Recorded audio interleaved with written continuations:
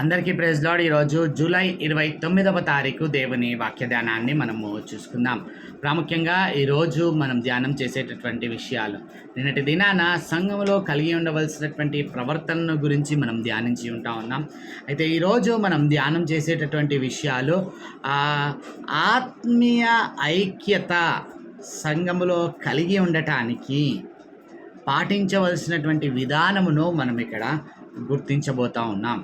ఈరోజు మనం ధ్యానం చేసేటటువంటి వచనాలు ఫిలిప్పీలకు రాసినటువంటి పత్రిక 2వ అధ్యాయము 1వ వచనం నుంచి 4వ వచనం వరకు గల వాక్య భాగాన్ని మనం ధ్యానం చేయబోతా ఉన్నాం. ఇక్కడ మనం గమనించినట్లయితే ఈ నేటి దినాన ఏదైతే సంఘంలో కొరవడతా ఉన్నాయో ఆ రోజుల్లోనే అవి తక్కువ అవుతూ ఉన్నాయి. పౌలు అప్పుడే అడ్రస్ చేశాడు. ఇవి నేటి దినాన కూడా మన సంఘాలలో కూడా ఇవి అన్వయించబడుతున్నట్లుగా మనం గుర్తించగలుగుతూ ఉంటాం. అంటే ఇవి మనకు కూడా లోపముగా ఉంటున్నట్లుగా మనము వాటిని దృష్టించగలగాలి. ఎందుకనంటే ఆ రోజుల్లోనే అవి అడ్రస్ చేయబడ్డాయి. అంటే ఈరోజు కూడా అవి ఇంకా జరుగుతూ ఉన్నాయనంటే ఆ వాస్తవిక విషయాలనే పౌలు అక్కడ వెల్లడిపరిచాడు. అవి నేటి దినాన కూడా అప్లికబుల్ అవుతున్నాయంటే అవి ఎంత ప్రాముఖ్యమైన విషయాలో మనం ఇక్కడ గుర్తించాలి. నేటి దినాన సంఘము విభేదాలు కలిగి ఉండటం లేదా? దాన్ని అక్కడ ఆ ఫిలిప్పీ సంఘంలో ఉంటున్నటువంటి విభేదాలను దృష్టించే కదా పౌలు మీరందరూ ఇట్టి ఆత్మీయ ఐక్యత కలిగి ఉండాలని హెచ్చరిస్తూ ఉన్నాడు. నేటి దినాన మన సంఘాల్లో కూడా అప్లికబుల్ అనేటటువంటి సత్యాన్ని ఇక్కడ మనం గుర్తించాలి.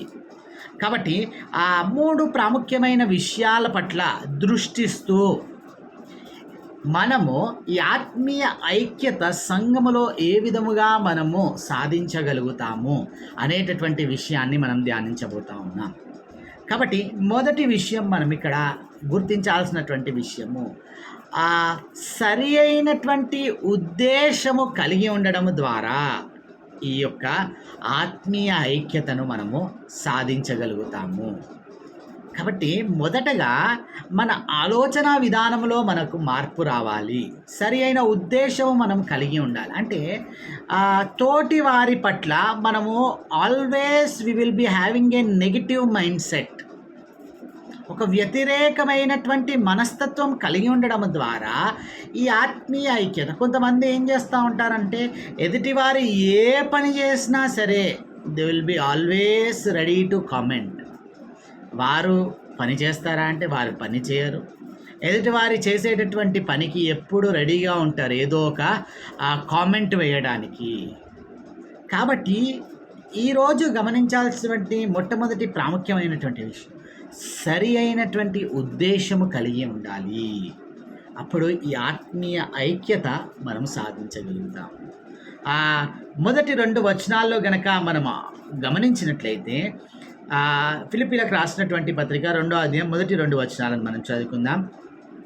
కావున క్రీస్తునందు ఏ హెచ్చరిక అయినను, ప్రేమ వలన ఆదరణ అయినను, ఆత్మయందు ఏ సహవాసమైనను, ఏ దయారసమైనను, వాత్సల్యమైనను ఉన్న ఎడల మీరు ఏక మనస్కులగునట్లుగా ఏక ప్రేమ కలిగి ఏక భావము గలవారిగా ఉండి అని చెప్తున్నటువంటి మాటను మనం ఇక్కడ జ్ఞాపకం చేసుకున్నాం.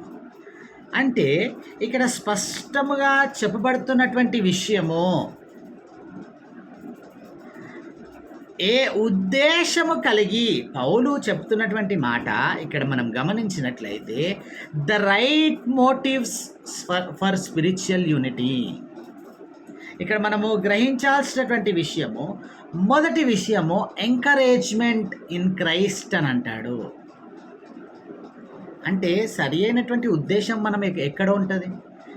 మనం ఎప్పుడు కూడా తోటి వారిని అడ్డు తగలడము కాదు, కానీ వారికి ప్రేమ చూపించడము, ఆదరించడము, హెచ్చరిక ఇవ్వడము అని చెప్తున్నటువంటి మాట మనం ఇక్కడ జ్ఞాపకం. అంటే literally encouraging them in every aspect of their life. ఇది నేటి దినాన సంఘాల్లో కొరవడుతుందండి. తోటి విశ్వాసులను ప్రోత్సహించడం అనేటటువంటిది జరగటం లేదు. వారు బాధల్లో ఉన్నారా? వారిని మీరు ఆలోచించండి, సంఘాల్లో ఎన్నో ప్రకటనలు చేస్తూ ఉంటారు. నేటి దినాన ఎంత దయనీయమైనటువంటి పరిస్థితుల్లో ఉన్నారనంటే కేవలం విని వదిలేస్తూ ఉన్నారు, కానీ కనీసము వారికి ఫోన్ చేసైనా పలకరించేటటువంటి సంస్కృతి కూడా లేదు. ఎంత విచారకరమైనటువంటి పరిస్థితి. ఒక్క మాట వారికి ఫోన్ చేసి ఈ విధముగా చెప్పారు, మీ ఆరోగ్యం ఎట్లా ఉంది, ధైర్యంగా ఉండండి, మేము మీ కొరకు మేమందరం ప్రార్థన చేస్తున్నామని అంటే మీరిచ్చేటటువంటి ఆ ఒక్క ఫోన్ కాల్ పలకరింపు ఆ వ్యక్తిలో ఎంత ధైర్యాన్ని పెంపొందిస్తుందో అర్థం చేసుకోనండి. నేటి దినాన వారికి ఏమైనా జరిగితే చాలు, నేను అప్పుడే అనుకున్నాను వారికి ఇట్లా జరుగుతుంది అంటే. అది కాదండి మనకు ఉండవలసినటువంటి ఆ ఆలోచన విధానం, ఆ ధోరణి. నేటి దినాన we should encourage each other in Christ. క్రీస్తులో ఒకరినొకరము అంటే నీ తోటి విశ్వాసి పడిపోతా ఉన్నాడా, ఆయనకు ఆదరణ కలిగించి లేవనెత్తండి. నీ తోటి విశ్వాసి దుఃఖంలో ఉంటా ఉన్నాడా, ఆయన యుద్ధకు వెళ్ళి పలకరించి ఆదరించండి. నీ తోటి విశ్వాసి ఆనందంగా ఉంటా ఉన్నాడు, ఆయన ఆనందంలో భాగస్వామ్యం కాండి, కానీ ఈగో లేకపోతే ద్వేషము కలిగి ఉండకూడదు. ఆలోచించాల్సినటువంటి అంటే తోటివారు ఎదుగుతూ ఉన్నారంటే మనలో ఏమొచ్చేస్తుందంటే ద్వేషము కలుగుతూ ఉంటుంది, లేకపోతే ఈగో వస్తూ ఉంటుంది. కాదు అవి కాదు కలిగి ఉంది. మీ తోటి విశ్వాసి ఎదుగుచున్నాడంటే ఆయనను బట్టి నీవు దేవునిని స్తుతించాలి. ఇది కాదా ప్రోత్సాహం? ఈ విషయాలను మనం ఇక్కడ గుర్తించాలి. మొదటి విషయము ప్రోత్సహించాలి, సరి అయినటువంటి ఉద్దేశము కలిగి ఉండాలనంటే. రెండవ విషయము ప్రేమించడము, ఆదరించడము. ప్రేమ వలనైన ఆదరణ అయినను అంటాడు. ప్రేమ వలనైన ఆదరణ అయిన అంటే the consolation should come purely out of love. వారిని ఆదరించడము ప్రేమ ద్వారా వ్యక్తపరచబడాలి. ఎ స్మాల్ క్వటేషన్ ఆఫ్ లవ్, లేకపోతే a small reverence of love మనం చూపించగలిగితే వారు ఎంత ఆదరించబడతారండి. నేటి దినాన ఆర్టిఫిషియల్ లవ్కు జనాలు అలవాటు పడిపోతూ ఉంటారు. ఏదో మాటలతో వారిని ఆదరించాలని అనుకుంటాం. It will never be a right consolation. మనం గుర్తించాల్సినటువంటి విషయం, it should come out of your love. It will be possible only through God's love. దేవుని ప్రేమ ద్వారానే ఈ ఆదరణ మనం అందించగలుగుతాము, సరి అయినటువంటి ప్రేమను మనం చూపించగలుగుతాము. కానీ మన మాటలతో ఏదో దయారసము పోసినటువంటి విధముగా తేనెలొలికే మాటల ద్వారా వారు ఆదరించబడలేరు. There will be situations we should tap them from behind. You should hold their hands that we are there for you. ఇటువంటి ఆదరణ నిజమైన ఆదరణ కాదు. ఇటీవలి కాలంలో నాకు తెలిసినటువంటి ఒక దైవజనుని భార్య చనిపోతే తోటి ఇక్కడ కాదండి, దాదాపు ఆ శ్రీకాకుళం ప్రాంతంలో తోటి దైవజనులు వెళ్ళి అక్కడ ఒక రోజు పాటు అక్కడ వారితో పాటు కుటుంబంతో పాటు బస చేసి వారిని ఆదరించి, ఇది నిజమైన ప్రేమ కాదా? ఈనాడు ఆలోచించండి, ఎక్కడో శ్రీకాకుళం అంటే వివిధ ప్రాంతాల నుంచి శ్రీకాకుళం ప్రాంతానికి వెళ్ళారు. సిటీలో ఏదో ఒక పక్కనైనా ఒక మూలనైనా వెళ్ళి ఆదరించలేనటువంటి పరిస్థితుల్లో ఉంటాం. ఎంత విచారకరమైనటువంటి పరిస్థితి ఆలోచించండి. అంటే రోజు రోజుకి ఎక్కడికి వెళ్ళిపోతూ ఉన్నామో మీరు ఆలోచించండి. ప్రేమ వలనైనటువంటి ఆదరణ ఈనాడు మనం అందించాలి. ఇది సరి అయినటువంటి ఉద్దేశం. మూడో విషయం గనక ఈ సరి అయిన ఉద్దేశంలో మనం ఆలోచిస్తే, ఆత్మయందు ఏ సహవాసమైనను అంటాడు, the fellowship of the spirit. అంటే ఈనాడు సహవాసాలు ఆత్మ లేనటువంటి సహవాసాలుగా మనం చూస్తూ ఉన్నాము. అంటే ఎవరికి ఏమి తోచితే అదే చేసేటటువంటి సహవాసముగా మనం చూస్తాం. కాదు. దేవుని ఆత్మవలైన సహవాసము ఈనాడు మనం గమనించినట్లయితే ఆ రోజుల్లో ఆదిమ సంఘాన్ని ఏ స్థాయికి తీసుకుని వెళ్ళిందో ఈ రోజుల్లో కూడా అది సాధ్యపడేదే. కానీ the fellowship of the spirit అనేది చాలా important. There are churches without the spirit itself. ఈ సహవాసములో చాలా అంటే ఇక్కడ మనము గుర్తించాల్సినటువంటి విషయం, రక్త సంబంధము కన్నా ఈ లోక బాంధవ్యాల కన్నా ఉన్నతమైనటువంటి ఆత్మయందు సహవాసముగా మనం గుర్తించాలి. ఇట్టి సహవాసాన్ని మనం నెగ్లెక్ట్ చేయకూడదు. ఆత్మయందు సహవాసము కలిగి ఉండాలి. It will be possible only in the word based church. వాక్యానుసారమైనటువంటి సంఘములోనే ఇట్టి ఆ ఆత్మయందు సహవాసము పాసిబుల్ అవుతా ఉంది. ఈ సరి అయినటువంటి ఉద్దేశములో 4వ విషయాన్ని గనక ఇక్కడ మనం చూచినట్లయితే, ఏ దయారసమైనను వాత్సల్యమైనను ఉన్న ఎడల ఏక మనస్సు ఏక ప్రేమ ఏక భావము గలవారై ఉండుడి అని అంటా ఉన్నారు. ఆల్రెడీ నిన్నటి దినాన మనం చూసినటువంటి విషయం, సంఘములో ప్రవర్తనలో ఏక మనస్సు ఏక భావం అని ఆల్రెడీ హెచ్చరించారు. అంటే ఎఫెక్షన్ అండ్ కంపాషన్ అంటా ఉన్నాం. ఏ దయారసమైన వాత్సల్యమైన మనకు కలిగి ఉండినట్లయితే మనమందరము ఒక్కరమే. ధనిక లేదు, పేదవారము లేదు, పదవి స్థాయిలు లేదు, ఇంకా చదువు డిఫరెన్సెస్ లేవు. ఇవన్నీ కూడా నెగ్లెక్ట్ చేసేస్తే మనము సంఘంలో ఏక మనస్సు ఏకభావం సాధ్యపడేది కాదా? మీరు ఆలోచించండి. సంఘంలో ఎప్పుడైనా కూడా సమస్యలు ఇబ్బందులు ఎదురయ్యేవి. అప్పుడప్పుడు వచ్చి వెళ్ళేవారు, రెగ్యులర్గా వచ్చేవారు. వారు సంఘంలో ఆ వాక్యాన్ని ఫాలో అవుతారు. They will change their lifes according to that word. కానీ అప్పుడప్పుడు వచ్చేవాళ్ళు కొత్త గొంతమ్మ కోరికలు కోరుతూ ఉంటారు. కాబట్టి వారి వలనే ఎక్కువ ఆ భేదాభిప్రాయాలు, ఎక్కువ ఇబ్బందులు సంఘంలో కలుగుతూ ఉంటాయి.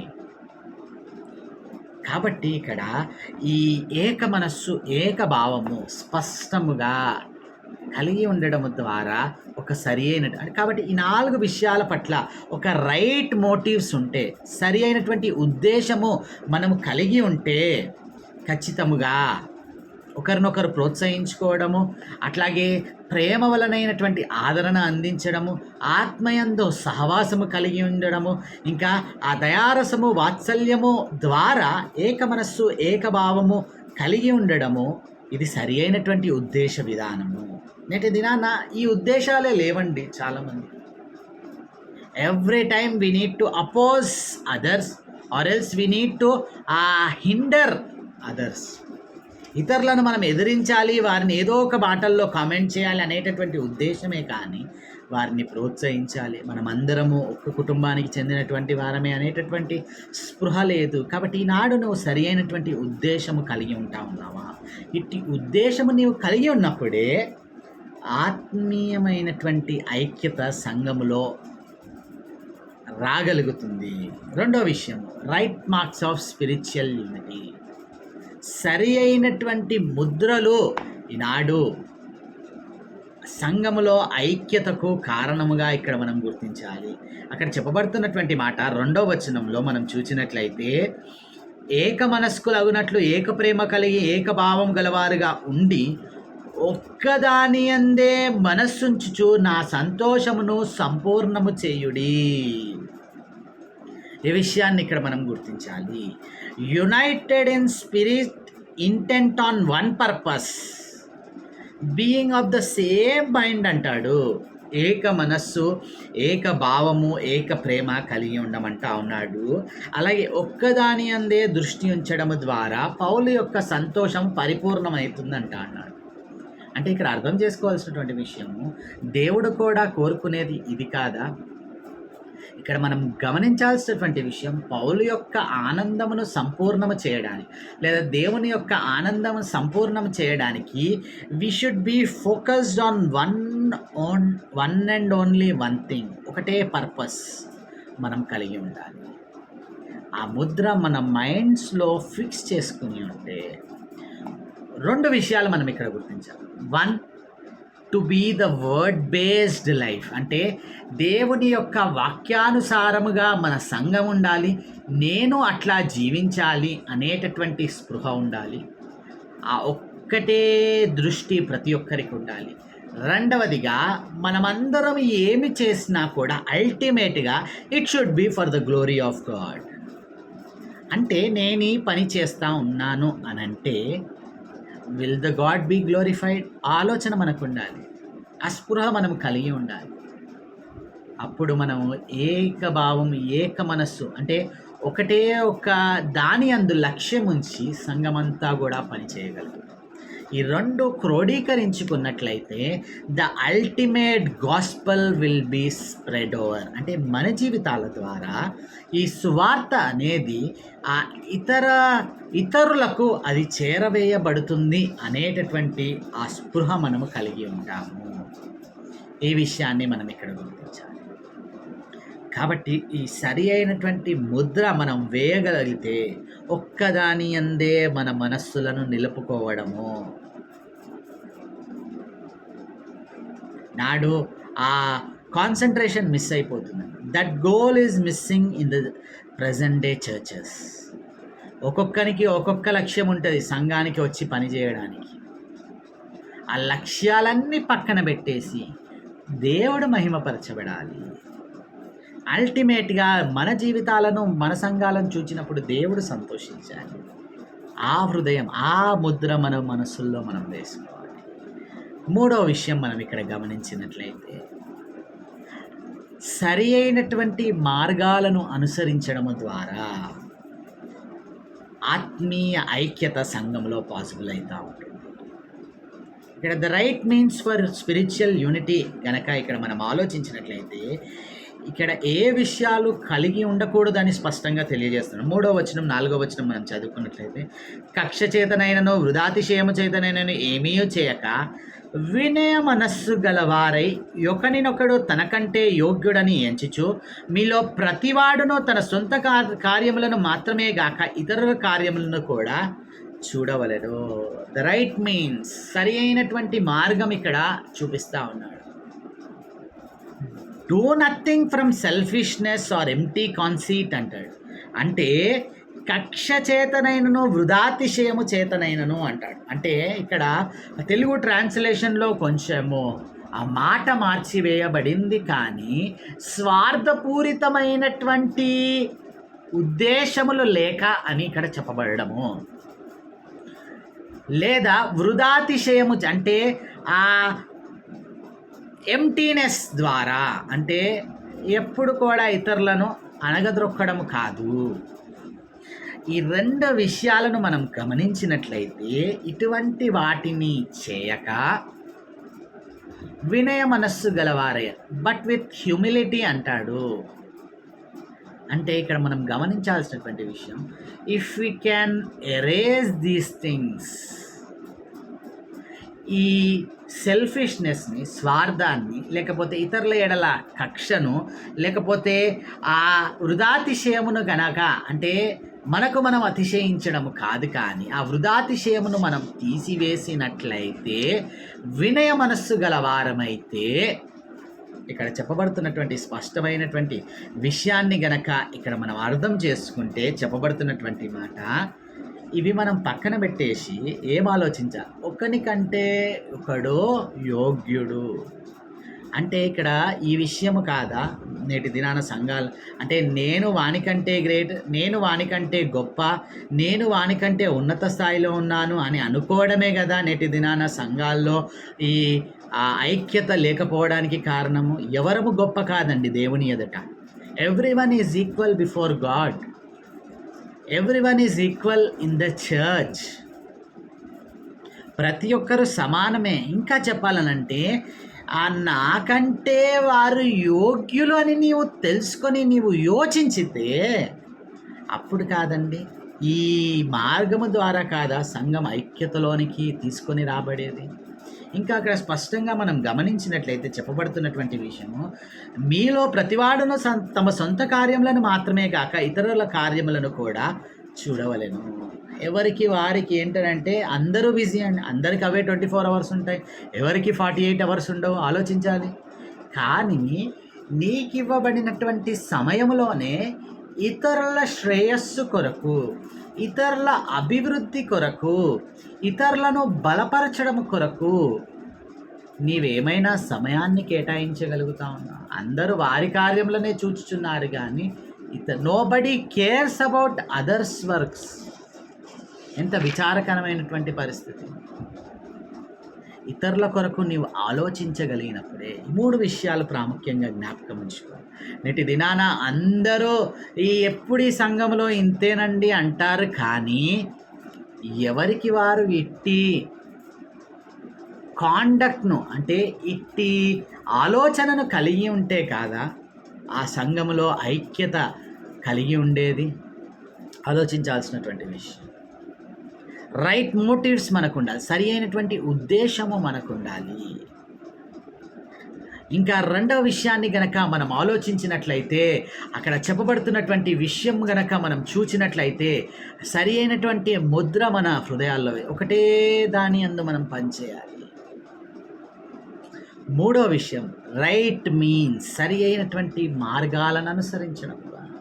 ఒకనికంటే ఒకడు యోగ్యుడని ఎంచుకోవాలండి.